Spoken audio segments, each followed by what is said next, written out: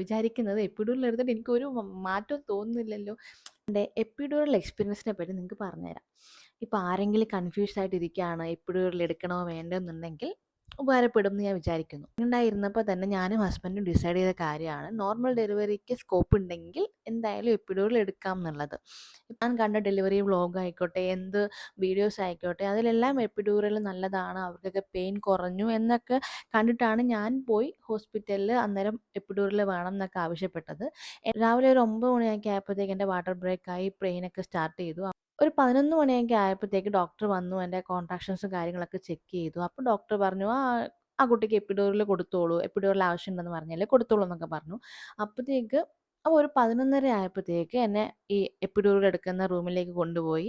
Injection എടുക്കുക എന്ന് പറയുന്നത് നമ്മൾ മാക്സിമം ബെൻഡ് ചെയ്ത്, എന്ന് വെച്ചാൽ നമ്മുടെ മുട്ട് നമ്മുടെ ചെസ്റ്റിൻ്റെ അവിടെ വരുന്ന പോലെ വളഞ്ഞ് കിടന്നിട്ടാണ്, അങ്ങനെ കിടന്നിട്ടാണ് അവർ ഇഞ്ചക്ഷൻ എടുക്കുക. ഒരു 11:30 ആയപ്പോഴത്തേക്ക് ഇഞ്ചക്ഷൻ എടുത്തു. റൂമിൽ കൊണ്ടുവന്നപ്പോഴത്തേക്ക് എൻ്റെ പെയിനൊക്കെ ഓക്കെ ആയി. ഞാൻ ഭയങ്കര കാമായിട്ടിരുന്നു. അപ്പോഴത്തേക്ക് ഞാൻ വിചാരിച്ചു എപ്പിഡ്യൂറൽ എടുത്തത് നന്നായി, എനിക്കൊന്ന് സമാധാനമായിട്ടിരിക്കാമല്ലോ എന്ന് വിചാരിച്ചു. അങ്ങനെ ഞാനങ്ങ് ആ സെഡേഷന് ഞാൻ ഉറങ്ങിപ്പോയി. ഒരു 1 മണി 1:30 ആയപ്പോഴത്തേക്കും എനിക്ക് പെയിൻ വീണ്ടും അറിയാൻ തുടങ്ങി. കോൺട്രാക്ഷൻസൊക്കെ ഞാൻ നല്ല രീതിയിൽ അറിയാൻ തുടങ്ങി. നല്ല രീതിക്ക് പെയിൻ വന്നു തുടങ്ങി.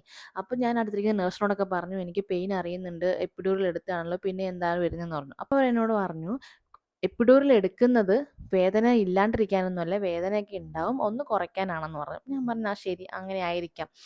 പെയിൻ്റെ ഇൻറ്റൻസിറ്റി കൂടി വന്നു തുടങ്ങി. അപ്പോഴത്തേക്ക് ഞാൻ കുറേ നേരം സഹിച്ചു. ആ വേദനകൾ ഇങ്ങനെ സഹിച്ചിരുന്നു.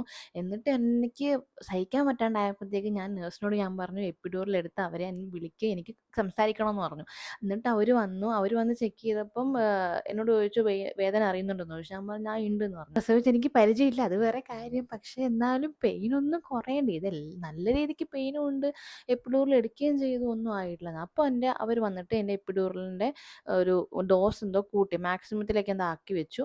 അപ്പോൾ ആ ഒരു ടൈം പീരീഡ് കഴിഞ്ഞപ്പോഴത്തേക്ക് പിന്നെയും എനിക്ക് വേദന ഒരു 3-3:30 ആയപ്പോൾ തുടങ്ങി. പിന്നെ സഹിക്കാൻ പറ്റാത്ത വേദനയായി തുടങ്ങിയിട്ടുണ്ടായിരുന്നു. എനിക്ക് പറ്റുന്നില്ല, എൻ്റെ കയ്യിൽ നിൽക്കുന്നുമില്ല, ആകെ സീനായി. ഡോക്ടർ വന്ന് നോക്കുമ്പോൾ ഡോക്ടർ പറയുന്നത് ആയിട്ടില്ല, ഇനി ആവാനുണ്ടെന്നാണ്. അപ്പം ഞാൻ മനസ്സിലാക്കി വെച്ച് പോയ എപ്പിഡ്യൂറൽ സംഭവങ്ങളല്ല അവിടെ ഞാൻ എക്സ്പീരിയൻസ് ചെയ്തത്. എപ്പിഡ്യൂറൽ എക്സ്പീരിയൻസിൻ്റെ കൂടുതൽ ഡീറ്റെയിൽസ് ഞാൻ നെക്സ്റ്റ് വീഡിയോയിൽ പറഞ്ഞുതരാം. ഈ എപ്പിഡ്യൂറലിനെ പറ്റി നിങ്ങൾക്ക് എന്തെങ്കിലുമൊക്കെ ഡൗട്ട്സോ കാര്യങ്ങളുണ്ടെങ്കിൽ കമൻറ്റ് ചെയ്താൽ മതി. ഞാൻ അതും അടുത്ത വീഡിയോയിൽ ക്ലിയർ ചെയ്യാം, എനിക്ക് അറിയാവുന്നതാണെങ്കിൽ. അപ്പോൾ ഓക്കെ, ടാറ്റ, ബൈ.